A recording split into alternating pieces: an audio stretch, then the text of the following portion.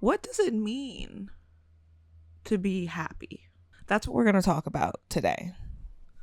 Okay, I need to remember to hold the microphone like this or the sound is going to be funky. So first of all, I did paint my microphone. I'll show you some close-up shots while I was working on it. It was really, really fun. It was just a project I literally did this morning because I finally decided that my happiness was worth the risk of ruining the microphone. So I'm doing that and I love it.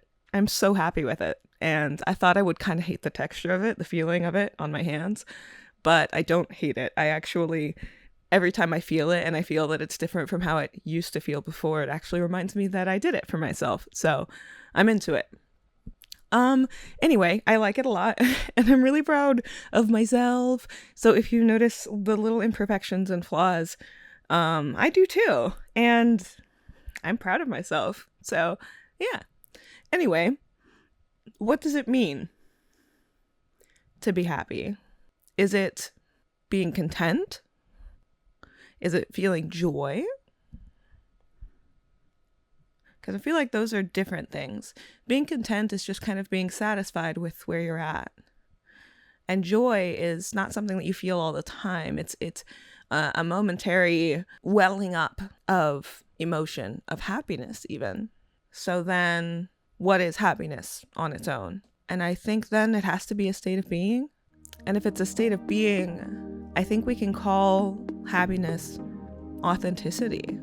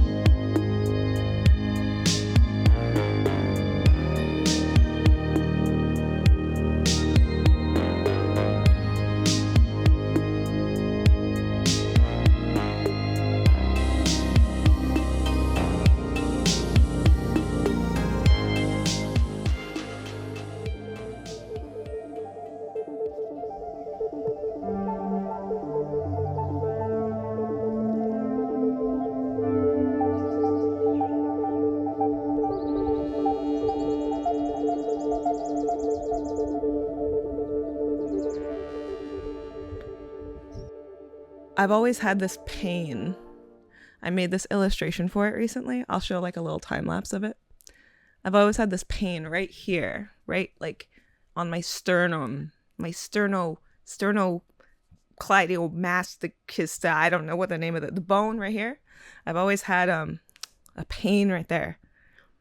And that's where my anxiety is. I think about that Pedro Pascal video where he's putting his hand on his stomach. And he says that's because that's where my anxiety is. And identifying that location for me has been, I'm sweating more than I want to be. Identifying that location is the first step for me to becoming present. So I've always had a pain right there. Why was I talking about that? anxiety. Oh, yeah. And I've found that pain arises for me when I'm not present, when I'm not centered with myself. Like those blue and red 3D glasses. If you look at the images without the glasses on, you can't see it clearly. You have to look through the both parts at the same time. And I kind of think of the red and blue as like my thoughts versus my feelings.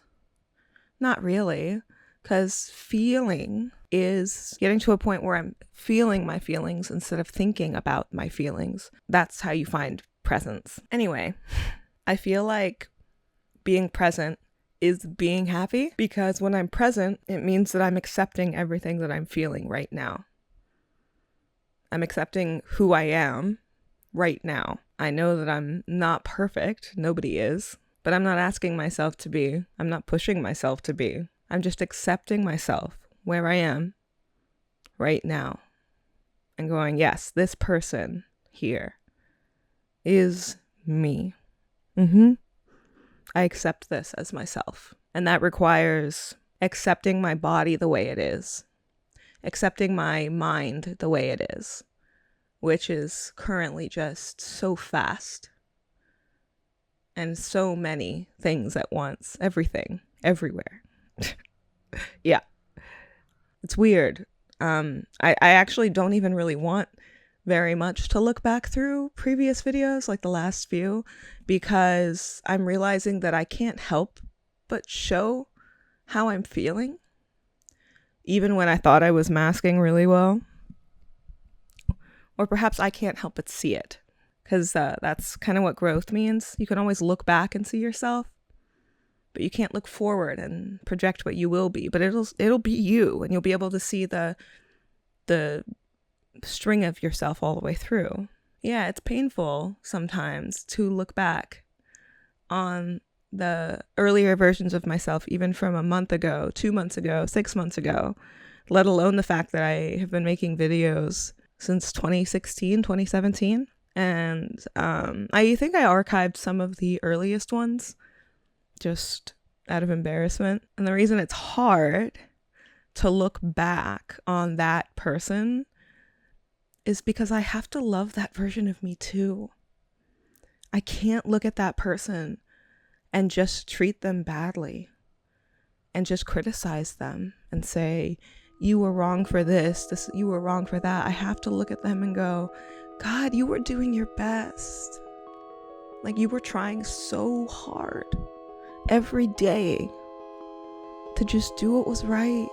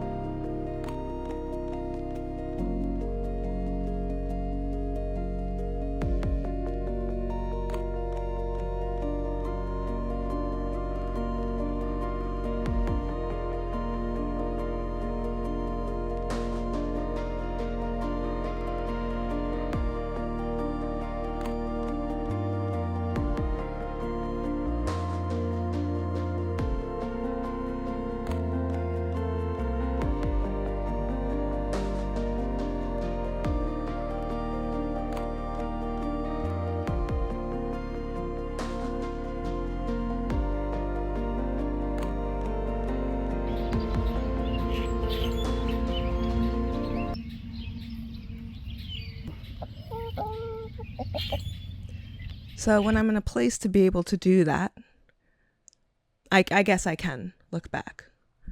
But that's a difficult place to be, to not be self-critical. It's that internalized voice that is a result of what was an external voice when I was a child, which I'm sure is a feeling that many people resonate with. You carry that negative voice from your formative years. I mean, that's what parenting is. It's shaping the reality of other humans. That's literally what it is. Being a parent has taught me that. Being a parent has what had made me need to take care of myself, because I saw that I couldn't give them, like, the best I was capable of wasn't enough for them, because they deserved better. And that's what made me realize that I needed to be better, and that I wanted to be better, and that I wasn't as good as I thought I was when I thought I was really good. And I'm so glad that we saw that so early in their lives. Of course, I'll always wish that we'd seen it sooner, but giving space and time for their authenticity, for them to be present, to not force them out of the present. I could see how the ways we were parenting them were forcing them out of the present, even when they were small, toddlers. And you start trying to discipline them and tell them how to act, instead of just looking at who they are and just showing them how to be who they are here. I didn't want to draw them out of the present. I wanted them to just be and be happy. And I could see that they were happier when you just love them as they are. Just every day love them as they are. And then they will grow and they will learn and they will become curious and intelligent, because we're humans. Like, everything we know, all the science we know, all the mathematics we know because we're curious and we wanted to figure it out. So we have to let them be curious. And as I realized that, I realized I had to give myself the same grace if I wanted to actually get better. As I become a more empathetic parent, that empathy makes me so much more aware of the critical voice in my head and how it starts being directed at myself and then bleeds out from there into just being critical of the people around me, instead of just seeing them for what they are being right now, which is so cool. And it's little ways of being critical that you don't really think of it at first.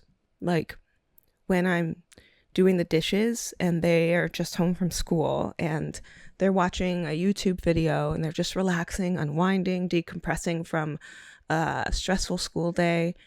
And I'm in the kitchen and I'm overstimulated because the YouTube video is a kid's YouTube video.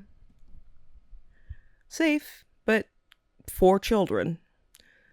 And I'm doing dishes, which is already so many sensory inputs at once. So I'm feeling irritable. And I might say, can you turn that down, please? With a tone that implies they're guilty. Or, hey, you're going to have to watch that in the other room. I need quiet. I mean, those things may be technically a truth, the intellectual truth of my feelings. But it's not a present connection with my feelings, which is, these are my children who I love, who are in our home that I love. I'm so happy that they have this living room and this TV where they can come and relax, a place where they're safe. And they're excited, but I'm overstimulated and I do need quiet. Do I have my headphones? Usually that'll do it. My Bluetooth headphones, I'll put those on and I can manage my sensory inputs and they can decompress. Or at the very least, I can pause for a moment and go, okay, what's happening and what do I need? They need to decompress, but I also need some quiet. So we can reroute and say, hey guys, can we take this into the other room? But I need to approach them with kindness because they're just being. They're just being. And then I need to approach myself with that same kindness. And when I find myself being more critical of other people, it's because I'm being critical of myself. And that's insecurity, which is disalignment from being present.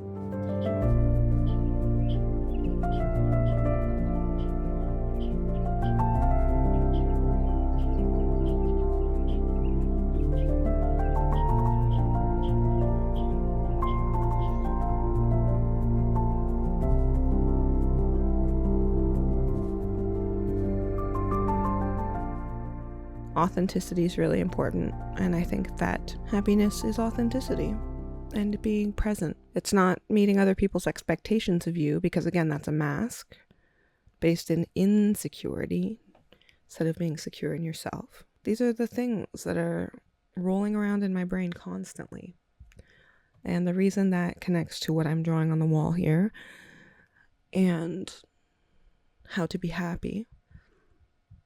The wall says I'm the coolest person I know. And like, you should also be the coolest person you know. Like, if you visualize in your head the coolest person, truly, the person who like doesn't give a hootenanny about what other people think. I don't want to say the sigma male. The guy who don't care. He does his own thing, and you're like, whoa, that guy's so cool. As you watch him like walk out into the dusk. Guy being a genderless term, or just okay, I said guy. I've got internal. I live in, it's the 20. The cool person. Anyway, when you picture the coolest person you've ever seen, everybody's gonna have a different picture in their head. We should. Because what's cool is subjective. The coolest person that you can picture in your head, be that. Because it's not just about how the person looks or how they dress. It's about how they live, carry themselves, think. They know who they are. And that's what really makes them cool, is that they know who they are. And when you don't know who you are, that insecurity is visible to other people. And I think that some people are more sensitive to it than others. Insecurity, inauthenticity is like repelling to me now. And I mean that in myself as well. That's why I have to rethink. But I'm able to see it for what it is, which is empathy. To notice that when someone's angry or sad, even if it's projected on me or on someone else, if they're saying, I'm mad at this person, I'm mad at the world, I'm mad at the way things are, those feelings are real and need to have space to be true. But it's not something that I need to feel personally attacked by, even if someone is claiming that it's at me, especially if they don't know me, because it can't be at me if they don't know me. They don't know who I am. It can only be a projection. It can only be a facade they're projecting onto me, literally like an overhead projector. They're projecting it onto me. When they look at me, they see this vision that's not who I am. And if there's something I'm worried I can't take care of in the future, that's for future me. All I have to do is take care of current me so that future me will be ready to take care of it. And I take care of future me by forgiving past me and loving that kid. That kid was just a kid, you know? Be kind to yourself. Love yourself. Take care of yourself. Oh, I got curtains for this window so that I could... Hold on.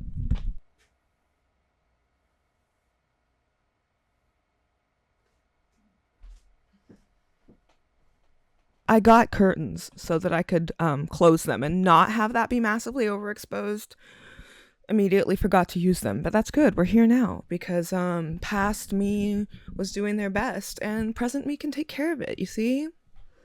You see it? You feel it? Anyway, I just did this piece recently. It's a quote from Fuji Kaze's NPR Tiny Desk concert. I've been watching it daily, religiously, every morning, desperately, to center myself. The quote is, "The more you give, you share, you release, the more it becomes overflowing." it being love. It's about love. All you need is love, turns out. Turns out they were right. Paint your walls. This is literally just Arteza acrylic paint. This is like cheap acrylic paint.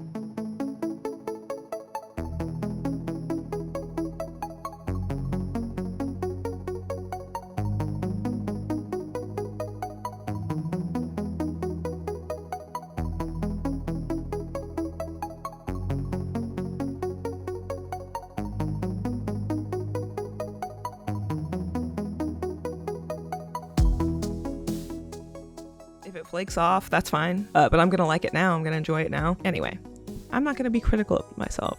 I'm not gonna fall into a spiral of needing to give disclaimers because I'm projecting my inner criticism onto you, who doesn't even exist at the current time of this moment, as a person who could be criticizing me. I love you. Truly. I hope that you love you. If you could leave a like and a comment on this video, I would really appreciate it. Would mean a lot to me. Engagement's difficult, and it's a hard time to be a people, you know? Anyway, it means a lot to me, is what I'm saying. Makes me feel connected and human and validated, and like I can keep doing this, you know? And then somehow money is just like a fake currency that's part of that validation now, because like money has become so much of a construct. Like it's all credit based and we don't even see the money anymore. So really it's just a numerical, less tangible than it used to be system for validation, which is crazy, huh? Yeah, I do need money. I do need money though. So if you could give this video some engagement, that would mean a lot to me. That would be really helpful.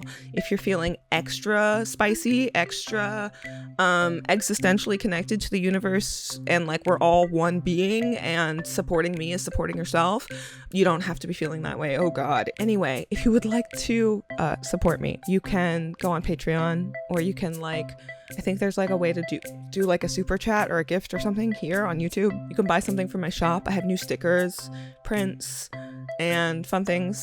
There's stuff. You can follow me on Instagram. I'm on Instagram. All of that. Trying to just be this more. So like if you want to join, like be this more.